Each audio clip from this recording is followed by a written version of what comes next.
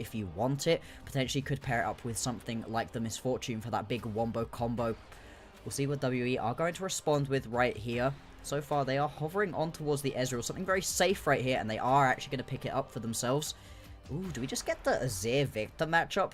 That's a bit of a snooze fest in the mid lane itself, but it turns very interesting once we get to these actual team fights.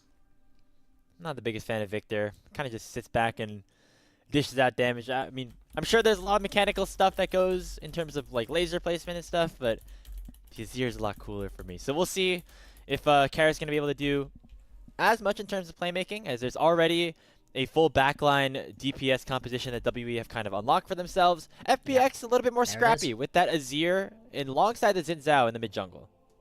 Yeah, not too surprised to see that Misfortune be locked right in for Assume. As soon as you've got yourself that Azir, you can really use that as a full wombo combo, and the fact that you take the Xin Zhao away, I think unlocks that Misfortune even more. We've seen a lot of Misfortunes be picked up, and then the Crescent Guard comes through from the opposing Xin Zhao, and, well, there's no damage available to you. It all gets blocked through that one, and it's not a particularly good time. By taking that one away, you're giving yourself just that extra bit of space right here for Assume. And it is just going to be the Leona grabbed early on as well. So Leona Ezreal into Misfortune. You can kind of punish the Misfortune early on with the all-in potential. But at the same time, depending on what the support paired up with the Misfortune is, that bot lane can turn very scrappy. And that's, I feel like, what both these teams generally like doing. FPX maybe not as good as it as WE, but WE definitely love to fight all the time. Maybe Karis doesn't want to get as involved in it, but, you know, as if the Victor can get early kills, you can start stacking up that passive just a little bit faster. That could be a big benefit here for Team WE. We see a Graves ban actually targeted towards Monki, so maybe there's some stuff cooking here for Team WE in terms of what their jungler does want to end up selecting. Still a top laner left to pick for both teams as well, as we see that Renekton banned away. I imagine a jungler selected here to figure out a matchup into the Xin Zhao. Actually hovering on towards some of these top laners at the moment. Currently a very teamfight orientated composition. Got a little bit of poke through the Ezreal, but the all-in potential is going to be huge here as well. WE, do you want to get aggressive with this top lane matchup? You are picking a blind here, and we are actually just going to get the Trundle Slam. Now that could technically also be into the jungle, but look at the smiles on the faces, yeah. This is one of Monki's favorite champions from back when he was with EDG back in 2024. So a good opportunity for him to whip out an old classic. It's a great matchup into the Xin Zhao specifically. You can take away a lot of that AD, remove a lot of the skirmishing power into that 1v1 when you get to that pre-level 6 point. And then obviously once you unlock that ultimate, you can really try to burst down some of these targets, steal away those resistances. It's going to be matched up alongside an Ornn. And we've got a really fun composition set up here for Team WE. Yeah, I was going to say, the fact that it's Trundle in the jungle, I think makes this so exciting to watch for WE. This is an entirely different kind of composition to what they had previously. It's still pretty teamfight orientated, but through a very different set of champions, right? You're very much not trying to play around Cube anymore. He's not got that Rumble to play on. We're just going to have to watch Monki and what he can do. Trundle can be proactive in the early game. Because of that pillar, the gank potential is still there. You just have to be very careful pairing it up. Top lane and bot lane, I think those are places where you can actually look for these early aggressive plays and try to punish onto your opposition here. I feel like actually, despite the fact that, as you mentioned, other than the pillar, you know, Monki, you might not imagine Trundle as being the best ganker early on, but he's going to have a lot of impact in this early game. The rest of his team doesn't have a ton of inherent setup to go for kills on their own. They're going to need some help from their jungler, and Monki's going to be imperative in doing that, because if this team is able to snowball just a little bit, you get the Victor bucks, you get the Azir starting to scale up, you get the Ornn items. Like, this is going to be a WE team that can team fight very well. FPX maybe have to scrap a little bit as well. Question is, how is this matchup going to go in the jungle? The Xin Zhao struggles against the Trundle, so Shadow's going to have to find plays where Monki is not there in order to give his team leads. Exactly. I think Trundle's one of the best counter-ganking junglers that we have available to us. If you can get involved second in any of these plays and just lay down the law on top of one of these champions, hey, the amount of damage available to this Trundle is massive. And like you said, it really stops a lot of what the Xin Zhao wants to do early on. You usually win a lot of these skirmishes as the Xin Zhao. All of a sudden, you really don't, and trying to just avoid where it is that Monki's at, very tricky, because Monki's always all over the map. Looks like the home crowd of Xi'an is excited to potentially see what WE have to offer here. They're up 1-0 in this best-of-3 series, looking to close the door on FPX as we're on to the for game number 2. And it's a very wombo combo orientated composition right here out of FPX. Yes, the WE one's very interesting because of that Trundle in the jungle, not something we see usually, but the pairing between the Azir, the Misfortune, and the Rakan, something we'd be seeing quite often. The Misfortune in a really interesting spot where she doesn't actually win a lot of games because there's just so much setup that you have to lay down first to be able to make this Misfortune work. And hey, you're sat there ready to put down a bullet time, and there's a pillar that's knocked you straight out of it, right? It's going to be a very tricky game for Assume to be able to actually get any of these big ultis off. We'll have to track that going forwards. You see Monki opting very much into the single target damage with the press the attack, wanting to duel out Shadow, make sure to punish him, and that is exactly what W are trying to do here with a late invade into the FPX red side jungle. Monki should be able to take this one away rather easily, and will set up vertical jungling here, leaving the Ornn on a bit of a weak side for the red team. Not the end of the world, right? Or never really going to mind being put on a bit of an island. This champion going to be helpful in any situation. You always have got that ulti available to you, and once you hit level 14, those ornaments going to come through and give your team that extra little bit of advantage going later on into the game. I'd say WE have the slight edge once we get into the late stages of this game, but it's not a canyon between these two teams, right? It can work for either of them, and anytime you do have a Misfortune in the composition, all it takes is one massive ulti to be able to turn things around. You see that little note down there. It looks like the last time Trundle Jungle was played, it was by WB, but by Hung, who was their jungler just about a year ago in summer of 2024. So, interesting little stat brought out here by the LPL Stats team. And looks like Trundle Jungle is a bit of a fan favorite here for Team WE. As that full quadrant is claimed by the Trundle, and now they're looking for a gank bot lane potentially. Yeah, potentially looking for a dive this early on. It's very, very risky. You do have quite a lot of damage available to you, but very small minion wave. Only the casters remain, and Monki indeed just going to have to back away from this one. So close. This is a tough gank to make work, but they're immediately going on to Assume, who has a flash over the pillar. Hey, if you burn some of those summoner spells, it's not a bad thing, all things considered. That's 3 of the 4 spells in the bot lane away from FPX. Monki was sat on vision for ages. There is no reason that you should lose both your cleanse and your flash right here. Monki, yeah, like you said, just going to go straight back and do it all again. Has the pillar. Meanwhile, up on the top side is going to be Cube in some trouble, and it looks like Shadow might pick it up for first blood, but what will happen on the bot side? Assume's already down, and they're going to go for the redive onto Jwei with relative ease. Monki on the Trundle, making some impact known in the bottom lane. 2-1 in favor of WE. Oh, it works out for them. Very, very close. Well-executed dive in the end. And you get the flash, the cleanse out of Assume, the heal as well. And yes, you get the kill back as FPX onto Cube. But as we've been saying, Ornn doesn't mind being put down early on. And in fact, with the teleport, isn't even going to miss out onto too many of these minions here in the top side. Well played early on from WE. That Monki early game aggression coming through once again. And there was a very telegraphed play, but it ended up working because Shadow was obviously on the top side of the map because of the vertical jungle setup that Monki had. Meaning that it didn't matter how telegraphed it was, it'd be very, very difficult for FPX to make any sort of response. And so overall, 2 for 1 in terms of the kills. Also a huge wave missed here by Assume after that kill went down. Meanwhile, Cube was able to teleport back up and actually maintain a decent amount of the CS and keep things rather even up there. So WE feeling pretty good about how this game has unfolded so far. Absolutely. In the early game, the PTA Trundle does so much damage. As soon as you manage to land those 3 auto attacks, pop the PTA. I mean, the amount that you can just burst through some of these early game champions is huge. And we'll have to see what Monki can do throughout the rest of this game as well. With the vertical jungling implemented, it could potentially have been a situation where you can then just push straight up towards that dragon if you're able to maintain it for long enough. It is going to be Shadow being able to push back down into the bottom side of the map. The dragon going to be spawning in a couple of seconds time. And we don't have that same odd little rotation of the bot lanes heading up towards the top side. In this one, they seem to have realized we've updated the patch, and they're actually down in the bottom side of this map. So let's see if we actually get some skirmishing right here around this dragon.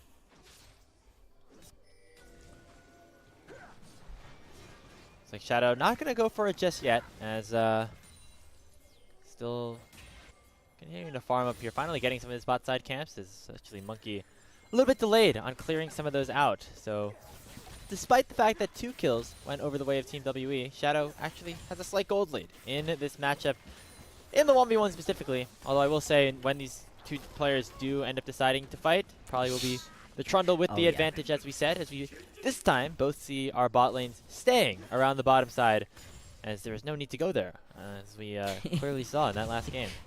Yeah, indeed. The fight topside was fun, but it wasn't necessarily needed. Instead, in this game, bot laners stick around because of the early pressure that Vampire and Taeyoon have established for themselves down in the bottom side of the map. They're going to be able to just pick themselves up this early Drake nice and easily. And this is the thing, right? It's not going to be that standard 1-for-1 trade that we saw throughout the entirety of split number 1 and most of split number 2, where you just trade a Drake for the first 3 set of grubs. The timings are split enough that you can do it differently, and now Monki potentially looking for another dive down on the bottom side of the map. Still no flash onto Assume, so that pillar is going to keep him there for a long time. Nice cancel from Jwei, Oh but Taeyoon my. will shift over and try to take down Assume. The Mystic Shot goes wide, and that means it'll be a 1-for-1 trade as both AD carries end up going down. Oh, not ideal right there. Taeyoon got a little bit too aggressive. He didn't need to. You could have waited a couple of seconds. A couple more autos would have been able to pick up that kill. And we've seen that the redive potential very strong right here from WE. Not ideal giving over a kill right here to Assume. Still, though, that is going to be more pressure put down onto this bottom side of the map. More aggression in the early game from Monki. Again, he's been such a good early game jungler, and you can really see it in this game. He's really, like, living up to that name, living up to that expectation, living up to that notoriety that he's set up for himself. He wants to flip games. He wants to make sure he's the difference maker for better or for worse. So far, for better in terms of Team WE. Now, Taeyoon would have been much happier if he landed that Q and was able to not take that extra tower shot and go down. But I think overall, Team WE happy about where things are, as this is the correct way to play the game. Hey, claps everybody. We learned. Indeed. We learned that we don't have to rotate our bot lanes until this point, as now it is about 30 seconds until the grubs are up. Hey, you know, first game's on the new patch. You've been playing the same way for a very long time. Muscle memory is a very strong thing. It worked out for WE, so we can't even be that mad at them for the way that they played game number 1. But this is what we're going to be expecting to see going forwards. I'm still a little bit mad. I will agree with you on that one. We can still be mad. I'm mad. 7 minutes. This is the point at which we're expecting teams to really begin to rotate their bot lanes around. So far, you can see actually FPX, they've got their bot laner in the mid lane. WE, everybody's up in the top side of the map at the moment. And the grubs have now spawned. And I'd be very surprised if you don't want to try play around this one right here as WE. They've got themselves a small advantage in terms of gold, but more than that, they're champions. Just in a very strong spot at the moment with how much damage Monki can lay down. Yeah, so Shadow did go for a reset, and Karis had push in the mid lane. However, Vision set up really nicely around the grub pit for Team FunPlus Phoenix, so they'll know exactly what W are up to. As Jwei goes in for the engage on a Vampire, who is level 6, both supports having those ultimates, another key part of this new patch change. And the first grub already secured by WE. However, FPX wanted to go ahead and go back in and make sure not all 3 go their way. The fight going to be unfolding here. Solar Flare does not find a stun. Jwei landing a charm on a 3. And the bullet time comes through. And a huge engage comes through from Karis as well. And FPX have already picked up 2 in the fight. Cube with the Call of the Forge God. Knocks up 2. But Karis is going to go down to Shadow. And now Cube's the next target. FunPlus Phoenix stacked up as 5. Dominating the team fight in the jungle. And they'll pick up 4 kills on the Team WE. There we go. All of a sudden, FPX turned things around just like that. Beautiful combo between Jwei and Assume to get the knock-up into that bullet time. The combo we were really hoping to see from this squad. And after their early game woes in the previous game and at the beginning of this one, it's great to see FPX get themselves back into this way with a splash. What a fight from FPX. FunPlus Phoenix setting that one up really nicely. Even though they weren't the first to the play, it immediately started on the Vampire, and then what a bullet time combo. Exactly what you want to see right there. There was even that nice Shurima shuffle too from Care to just make sure there was nothing that you could do as WE, and they just scatter to the winds. This one as well, we've seen it time and time again. It's pretty tricky to land that public execution when the target isn't stunned. Bashir able to grab that one nice and easily, and then 2k gold lead has been jumped out to for FPX, put themselves in a great spot in this game. The composition scales decently well, but you very much want to get some early power into your Misfortune, into your Xin Zhao, especially into a tricky matchup with the Trundle. FPX, very, very happy with that one.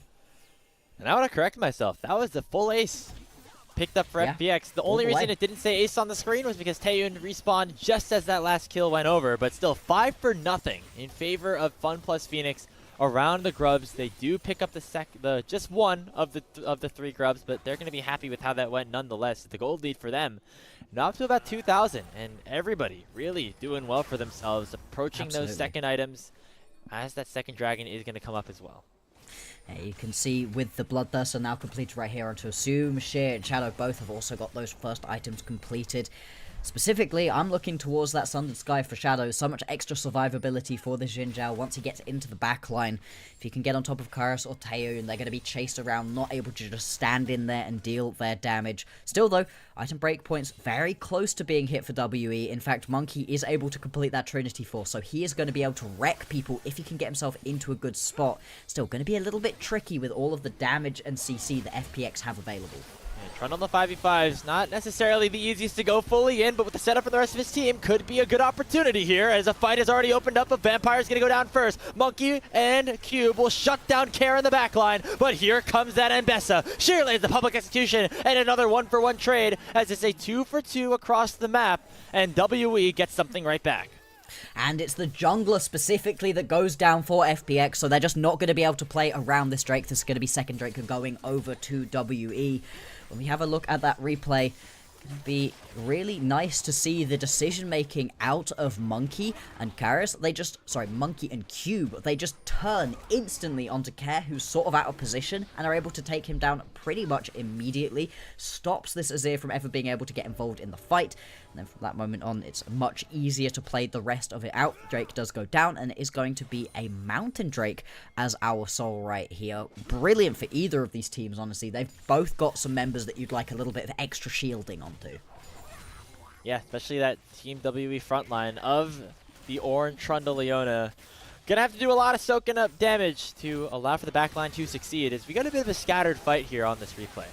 Very scattered. Look down towards the bottom side of this fight, though. Care steps up and just gets instantly turned between Monki and Cube, taken down in one tap.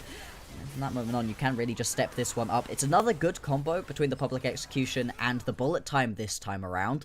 But still, the fact you're able to pick up the kill onto Shadow is the main thing, and it means that you can grab the Drake on the back end of that fight. So WE, despite the fact they lose out on that early play, claw their way back into this one. The gold's still going to be about 2,000 in the favour of FPX, but WE, they really aren't too far behind. They're not going to be mad about the way that this one has worked out so far. Just getting gold onto Monki, getting him stronger and stronger. Taeyoon starting to come online as well with that Trinity Force also in his inventory, working, of course, for a couple more items before the Ezreal really becomes a big threat for the side of WE. And at this point, just making sure you're trading evenly is going to be okay for you. And even if it doesn't happen, remember Team WE did pick up the first game win, and it was on red side. That means that if they do lose this game, they will be on blue side for that third and decisive matchup. So that is certainly a good situation for them. But they don't want to worry about that right now. They want to focus on winning this game, which is certainly still within the realm of possibility. Exactly, as we've been talking about, right? It's not just picking up these overall series wins that's important, but also these individual game scores. Grabbing as many 2-0s and avoiding as many 0-2s as possible is incredibly important for all of these teams, but especially those in that crush in the middle of the pack that we've got going on at the moment. 6 teams currently competing for 2 spots in the top 4. And it makes these individual game scores that much more important right now. We're going to have the Rift Herald spawning in 30 seconds time. And currently, both teams got a couple of members sat around in the middle lane at the moment. Care down in the bottom side right now does have teleport available to him. So does Cube. So Cube likely going to go and match down bottom side.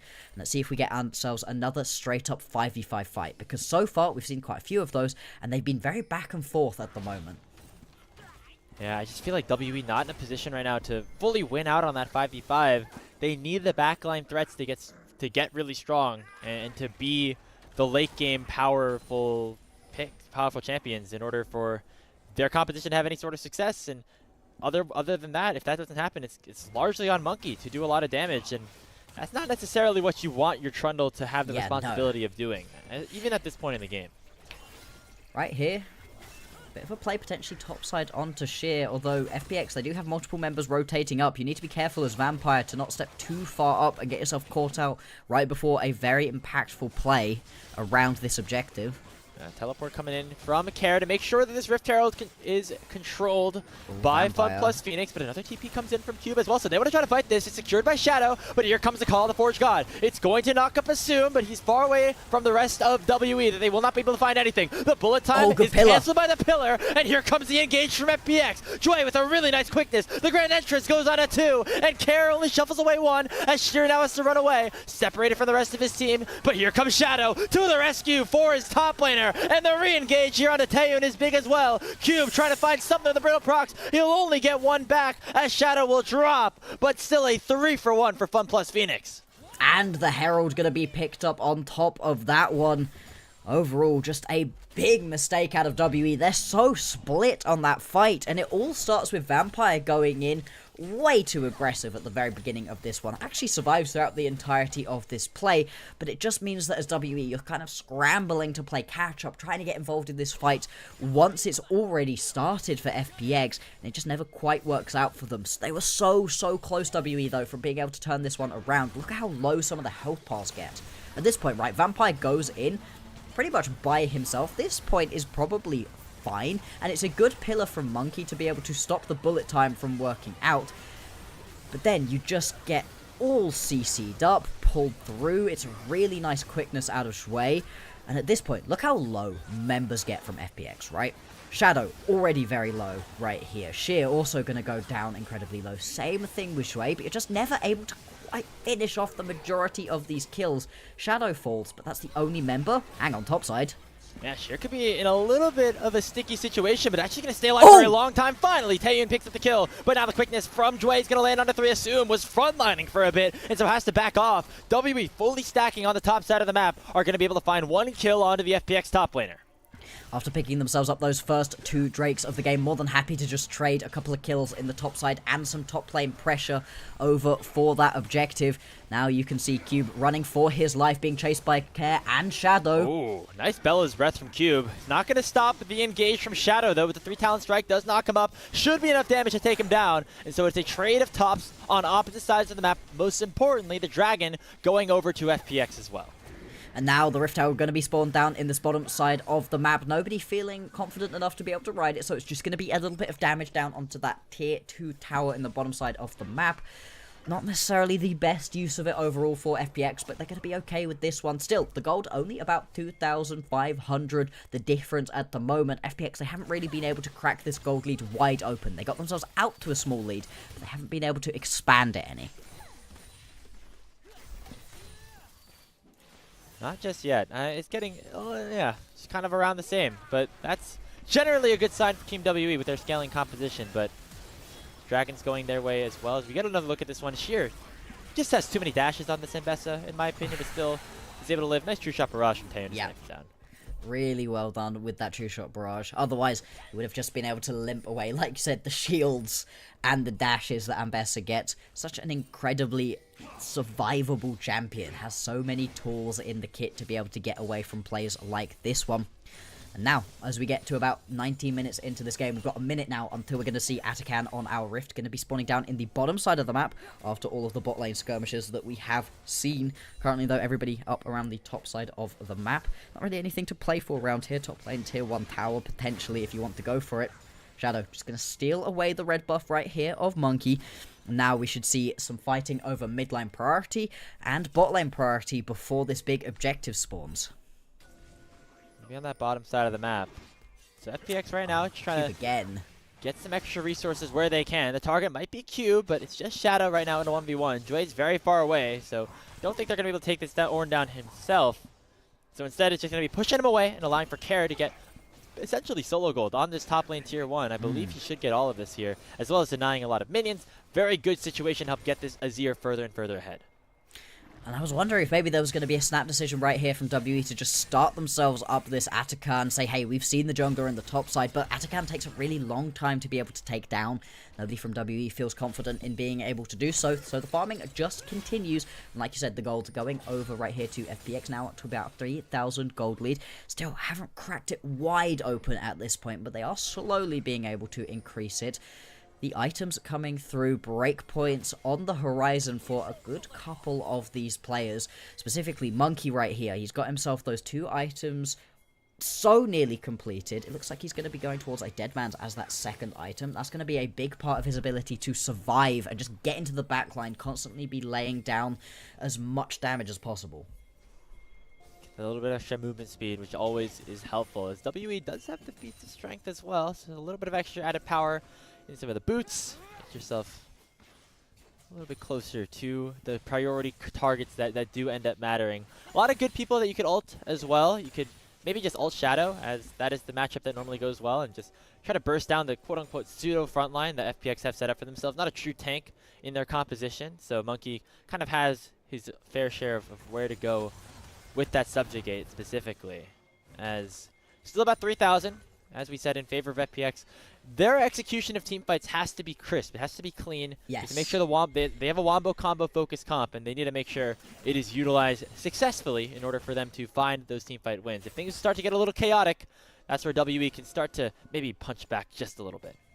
Absolutely. This is the thing, right, with any composition with an MF. It's so telegraphed when she's going to be looking for that bullet time, and with some easy knock-up tools from Monki specifically, could just chuck the Pillar of Ice down wherever Assume is ulting and stop that one dead in its tracks. Hang on.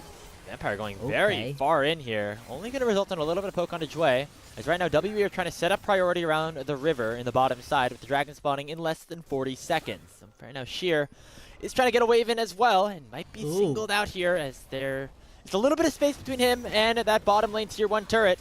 Nice pillar used here by Monki, will force Sheer to flash away, and now the Otacon will be started up by WE, and FPX will be forced to respond.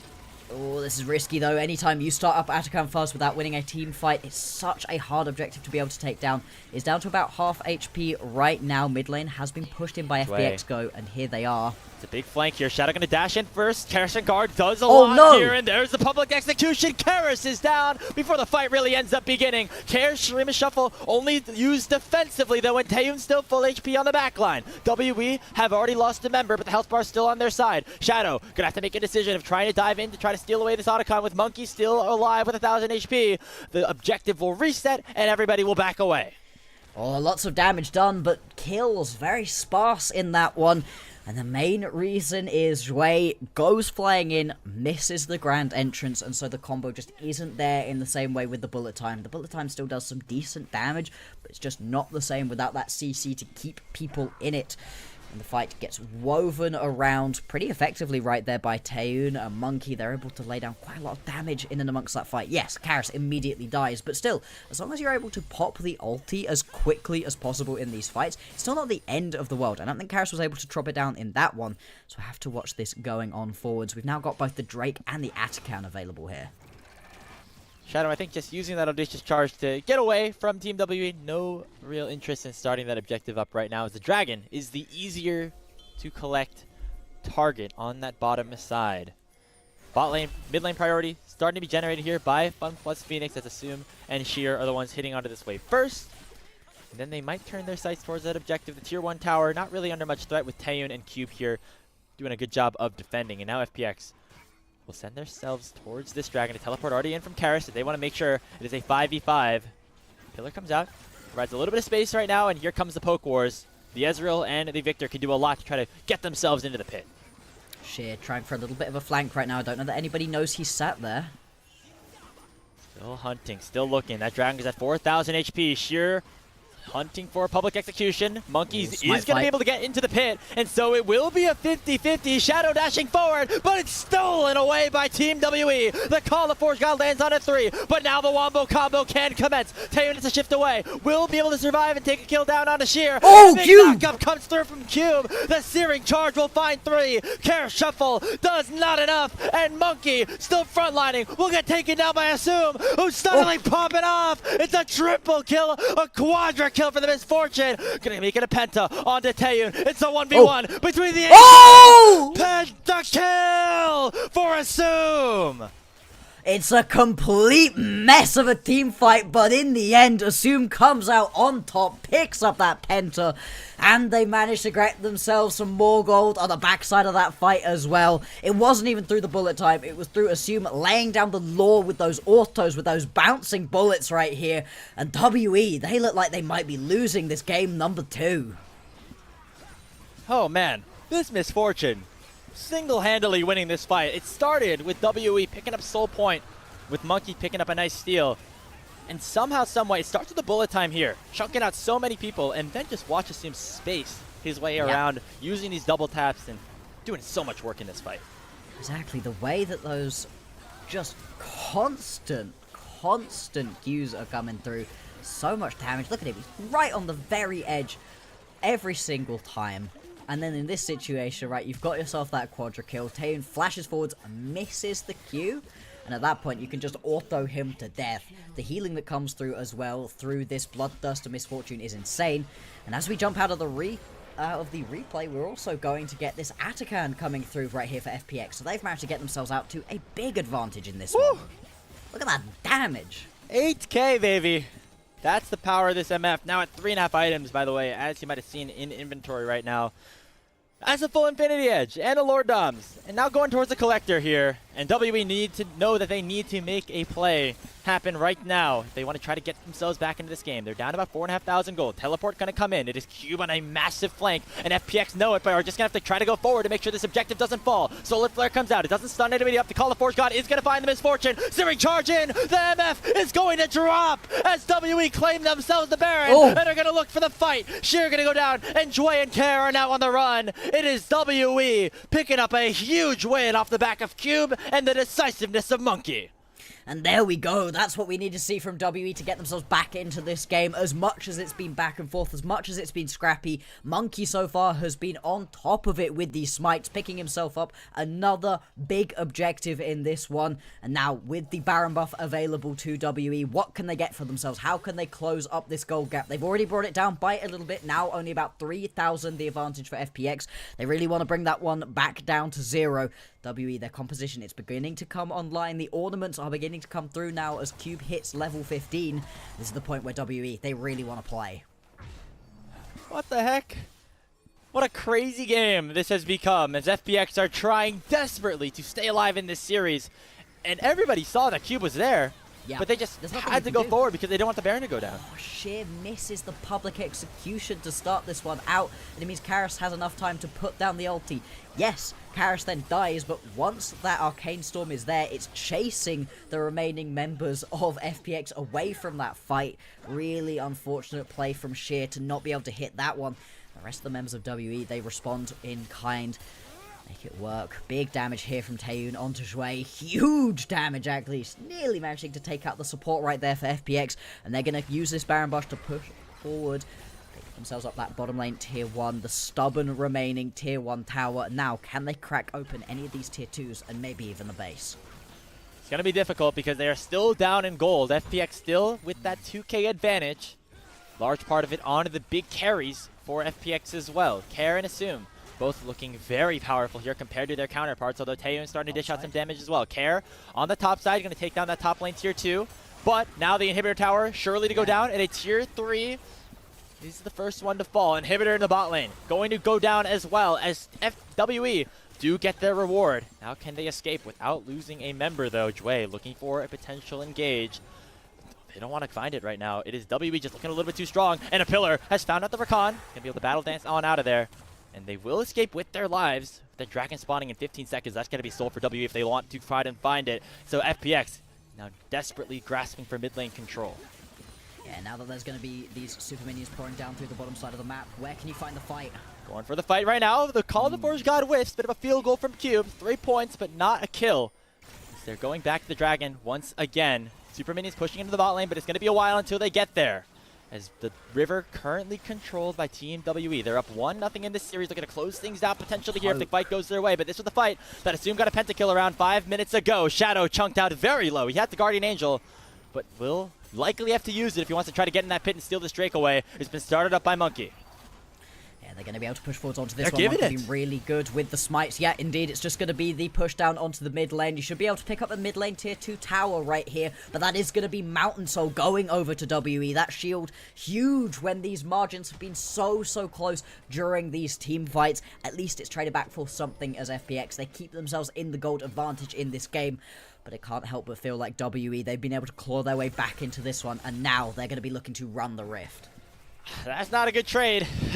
Tier 2 turret in the mid lane for Mountain Soul is not what I would have gone for, but FPX maybe just realizing that they would have lost the fight after having Shadow chunked out so low, and so instead just opting for some sort of semblance of an opportunity to get some gold back on the map. But Sheer now in some trouble here as Cube and the rest of WE are collapsing upon the Ambessa.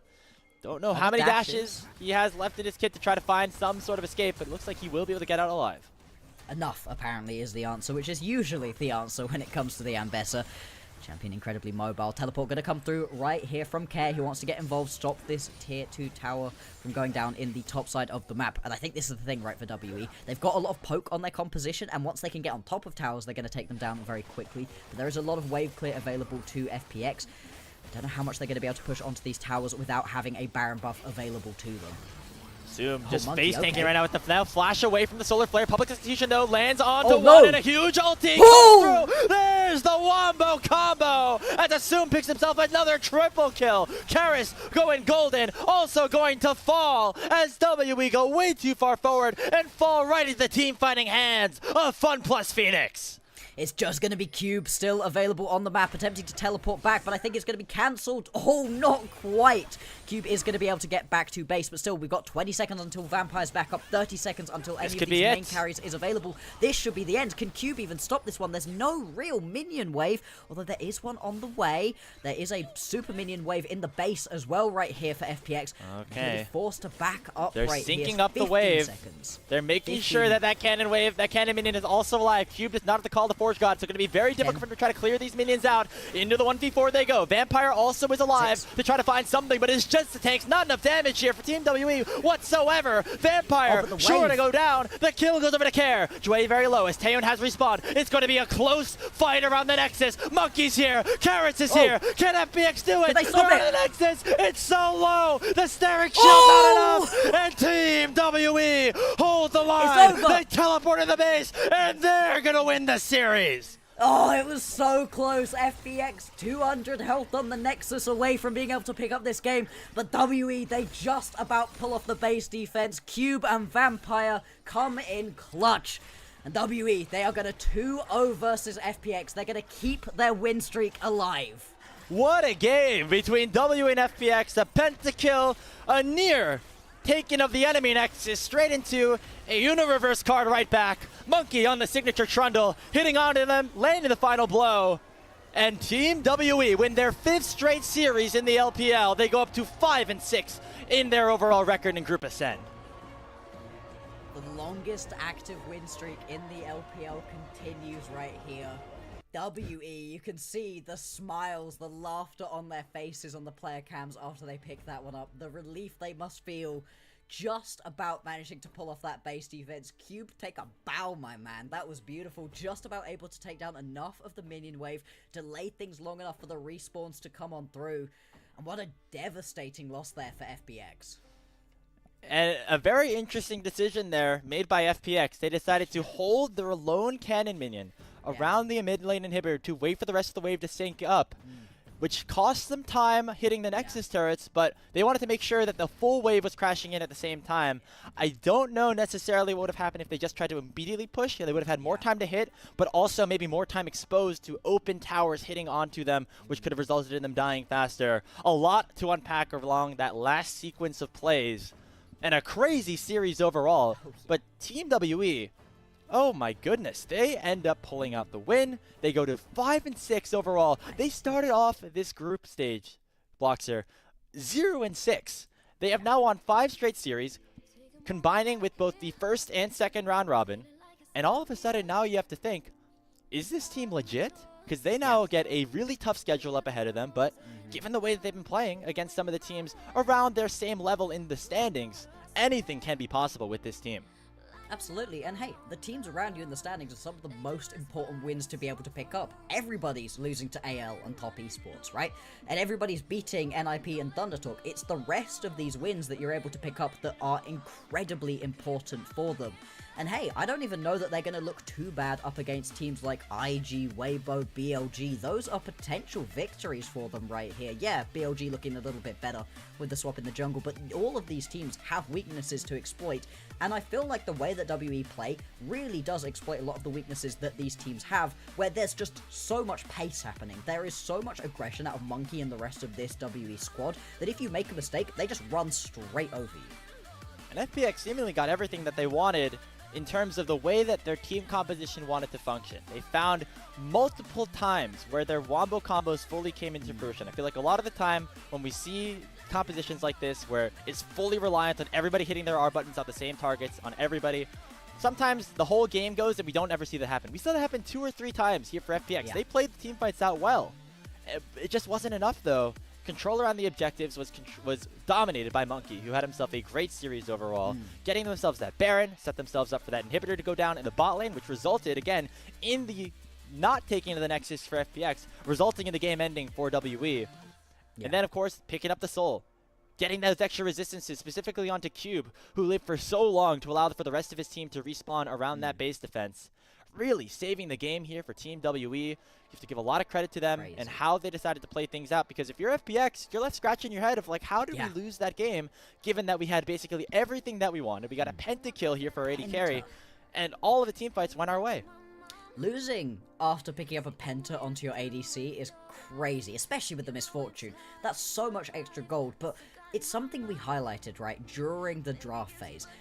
This composition that you've drafted for yourself right here as FPX is risky, because Assume can get cancelled so easily, because Care can get one-tapped if you get a little bit too close. You can see it in this one. Taeyoon was just weaving his way through these fights. The Ezreal having a lot of mobility, a lot of survivability, such a massive part of it, and they never even got back into the gold lead as WE. After they lost it early on, they were down the whole time, but WE, they're just such a scrappy team. For FPX, it feels bad to say back to the drawing board again, because we thought they'd managed to get things figured out once we were a couple weeks ago. But yeah, again, they have to change things up.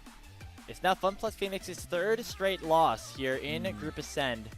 They were off to a pretty good situation here for themselves. 4-5 at the end of the first round robin. The second round robin really has not gone their way so far. Again, it was losses against top esports and BLG, and you're thinking to yourself, okay, those are 2 of the top teams that we have in the league. Surely that means that we're still going to be okay, especially if you're taking a game against Billy. But this series definitely has kind of accentuated some of their mistakes and some of the problems that are currently facing this roster. I don't think Kara had a great series at all. This is here. Had multiple opportunities to go for bigger Emperor's Divides than he was able to find.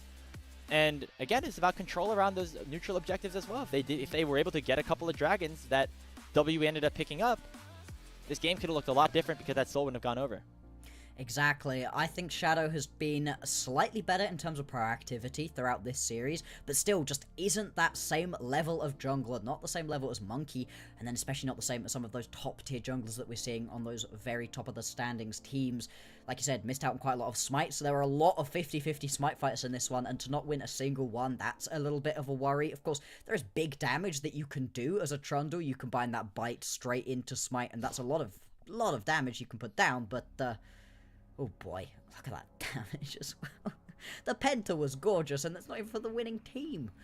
Yeah, and I mean, sheer missing that public execution right there that really opens up Karis to be able to do damage even in a team fight in which he gets killed in. It's lots of little mistakes right here for FPX. They're not particularly proactive during the laning phase, and then once they get to team fights, they're making these small errors that compound upon themselves and get them into situations like this where, yeah, they win this team fight finally, but they can't even end the game off of it.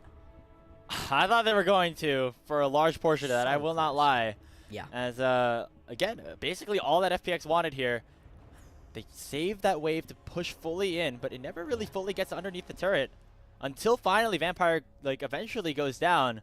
Still left questioning how exactly that ended up going down and if that was the correct decision here. Taeyoon's just on a tear here. I mean, look at his movement throughout this one.